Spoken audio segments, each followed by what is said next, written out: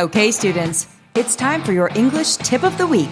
Welcome, students, to this week's English Tip of the Week, where we are looking at IELTS tips to help you get a 6 on the speaking test. And this week, we are looking at pronunciation.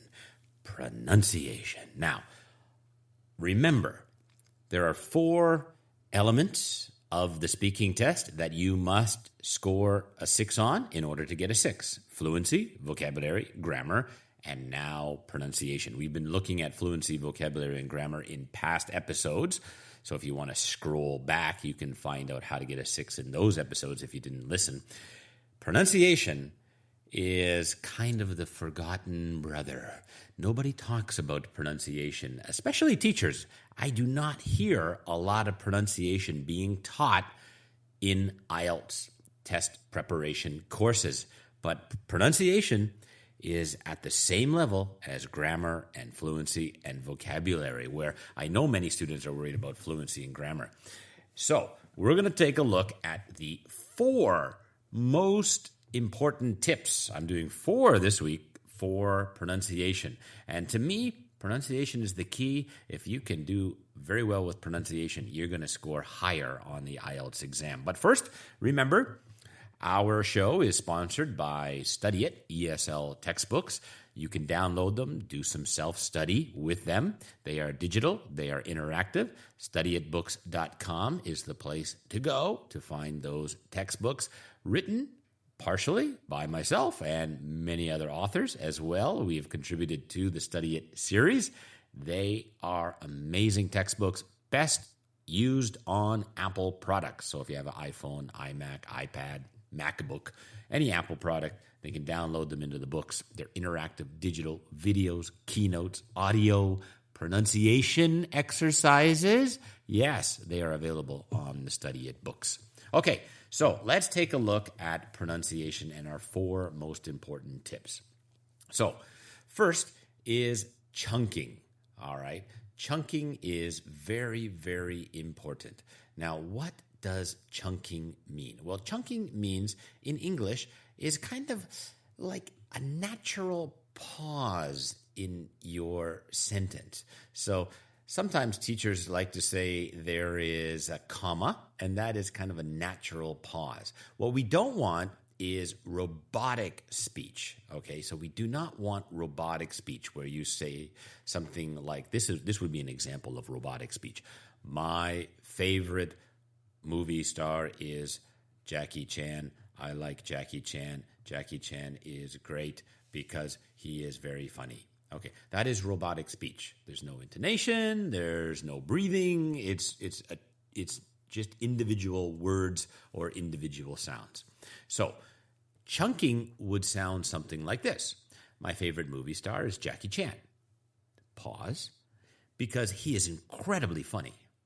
Pause. But I also really like Julia Roberts. Pause.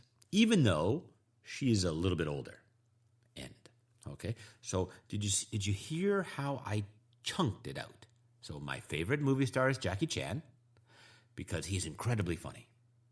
All right. Just taking that one sentence, I've made 2 chunks, and those 2 chunks are excellent, very strong pronunciation. Rather than saying, my favorite movie star is Jackie Chan because he is incredibly funny. There's no chunking going on. It's just singular words. So we don't want you to do that. We want to hear chunking when we are listening to you in the speaking test, okay? I think I was speaking very robotically just a minute ago, like that. All right.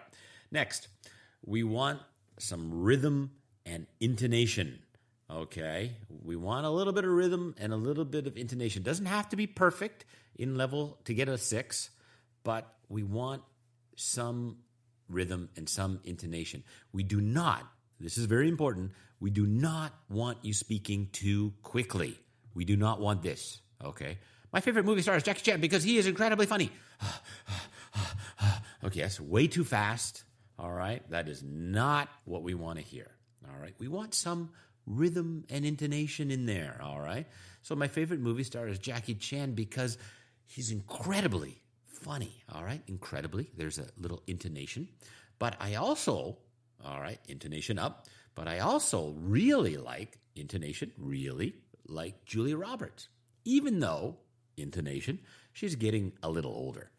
Again, a little rhythm. Now you see the flow of that sentence. All right. Now, of course, I am a native speaker. I understand. But for you, if you're trying to get that 6 on the speaking test or higher, we want intonation in there. All right. We want some intonation. So if you listen to that sentence, there were some intonation words. So he is incredibly funny. And when I say incredibly, my voice naturally goes up. He is incredibly funny. And I really like Julia Roberts. Again, my intonation goes up. All right. Just naturally, there are some natural intonation words where your rhythm and intonation will go higher. All right. Oftentimes we use things like awesome, amazing, horrible, terrible. Okay. Or the best. Okay? Intonation goes up. So even adding some of those little intonation words will help you score higher on the pronunciation part. All right, next. If you cannot say certain words or certain sounds, it's okay. It's all right to get a 6, all right? You don't have to be perfect with the sounds. I know many students have a TH sound, okay, a pronunciation problem with TH. Japanese students have the LR sound difficulties.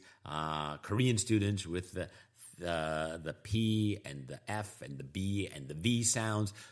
We know as IELTS teachers and the IELTS examiners know as well that you have cultural difficulties with certain sounds just because of the way your country's language is produced. Sometimes doesn't always translate into English. So if you do have a problem, and I remember one student of mine had a terrible TH pronunciation. He could not get the TH sound, just nothing. It was terrible. It was awful. And it was so terrible that he knew how bad it was, and he would get very, very frustrated during the speaking exam because he couldn't use or say the TH sound. So when he came to a TH sound, he would say it wrong, and then he would just kind of give up. Oh, I gave up.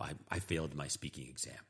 So I would say to him, you didn't fail your exam. You have one problem, okay? You're not going to get maybe an 8 or something like that. You have a problem, but that is your only problem, okay? You only have a TH sound. That's the only sound that you can't make. Otherwise, your pronunciation is very clear, okay? So if you have a specific problem, LR, PV, TH sound, try to avoid those words. Number one, that was my advice. Just don't use them, okay? But sometimes that's not possible. You may even want to say to the examiner, oh, I'm sorry, my TH sound, I have a problem saying TH. And that recognizes that you have a difficulty and you're aware of it, and it is something, you're not mispronouncing this word because you don't know how to do it. You're mispronouncing it because you have actually a physical problem with your tongue and your mouth and your air, and you just can't do it. And that happens. So don't be afraid to say that during the exam, all right, if you have a specific sound that's giving you trouble. But don't give up on it. Examiners understand, okay, that you may mispronounce some words. That's not going to kill you, all right? That's still going to get you a 6. And last, number 4 tip is that we can understand you. There's not much effort, okay? We can understand what you're saying. It's generally clear. There may be some words that you make mistakes on or some expressions that you make mistakes on. That's okay. Generally, if the examiner can hear you and understand you, that's going to help you to get a 6, all right?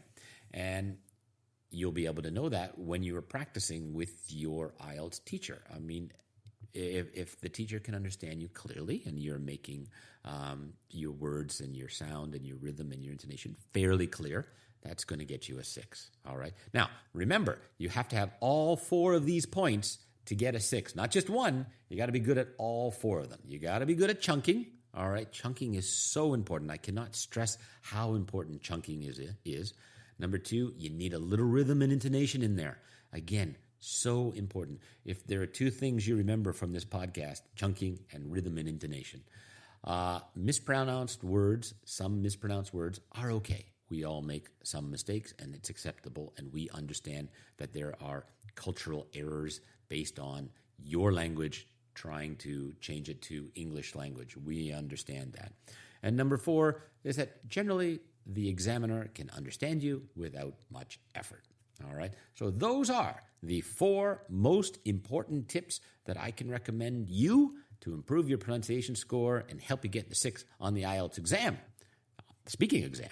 And that is our IELTS tip of the week. Have you downloaded the Study It ESL textbooks yet for your classroom? The Study It textbooks are the first ever digital and interactive textbooks. Once downloaded, Wi-Fi is no longer required. Each book contains video and audio exercises, detailed grammar keynotes, reading and writing assignments, and amazing speaking projects. Grammar, conversation, pronunciation, business English, and listening textbooks are available. Visit www.studyitbooks.com for more information.